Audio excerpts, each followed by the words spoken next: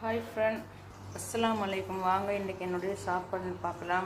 நான் noodles packet வாங்கிட்டு வந்தேன் வரும்போது, வேலைட்டு வரும்போது. அப்போ நைட்டுக்கு சோறில் முண்டாகிட்டு இருக்க முடியாதனால நான் நூடுல்ஸ் சாப்பிடலாமன்னு சொல்லி அதுக்கு நான் கொஞ்சம் காய்கறி தான் வேண்டிய கேரட்டும் பீன்ஸும் உள்ளியும் பச்சை மிளகாயும் கருவேப்பிலையும் மட்டும் தான் எடுத்து வச்சுருக்கேன். சரியா, கடாய் அடுப்பு வச்சுக்கணும். அடுப்பு வச்சுட்டு கொஞ்சமாக ஆயில் ஊற்றிக்கோங்க. அதுக்கு பிறகு அந்த வெட்டி வச்சுக்கிற உள்ளி, கேரட்டு, பீன்ஸு, கருவேப்பிலாம் போட்டு தாளித்து எடுங்க. சரியா, இந்த மாதிரி ஈஸியான சாப்பாடு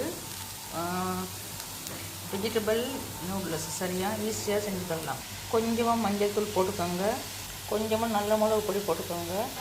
காரத்துக்கு ஏற்ப உங்களுக்கு இந்த மாதிரி வத்தல் மிளகாய் தூள் பொடி பண்ணிவிட்டு இந்த மாதிரி தூவிக்கோங்க.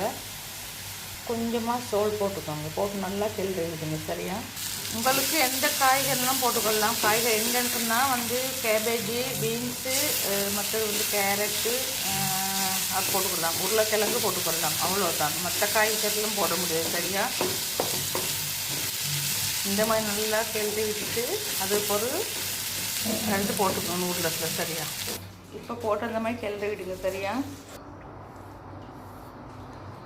அவசரமாக பசிச்சா இந்த மாதிரி செஞ்சு பாருங்கள், சூப்பராக இருக்கும். எனக்கு இந்த நூடுல்ஸ்னால் ரொம்ப ரொம்ப பிடிக்கும்.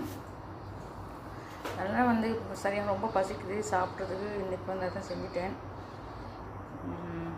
சரியா, ஓகே. உங்களுக்கு இந்த சாப்பாடு பிடிச்சிருந்தால் மறக்காமல் சப்ஸ்கிரைபர் பண்ணுங்கள், பெல்லை கிளிக் பண்ணுங்கள். அப்போ நான் போகிற ஒவ்வொரு வீடியோ உங்களுக்கு சேரும் மக்களே. நான் எனக்கு ரொம்ப பசிக்கிறதுனால கேரட்டும் பீன்ஸும் மட்டும் போட்டு தான் செஞ்சுருக்கேன். கேபேஜ் எல்லாம் போட்டு செஞ்சுக்கலாம். கேபேஜ், உருளைக்கிழங்கு போட்டு செஞ்சுக்கலாம். சரி, ஓகே, பாய். இன்னும் வீட்டில் சந்திக்கும் வீடியோ பண்ணிட்டு பாய் பாய். மறக்காமல் லைக் பண்ணுங்கள், கமெண்ட் பண்ணுங்கள் பிடிச்சிருந்தா.